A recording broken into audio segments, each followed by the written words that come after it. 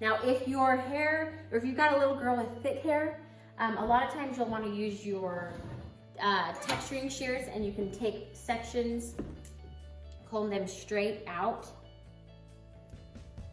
See how there's just like about an inch that I've just combed straight out.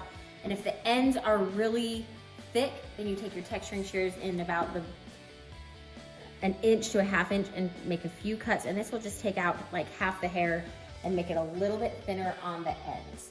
So you can either do it this way, so take sections like this, or you can take your regular shears, regular scissors, bring it down like this, and comb a section at a time.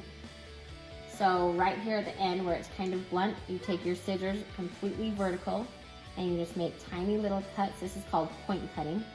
And this will just soften up those ends.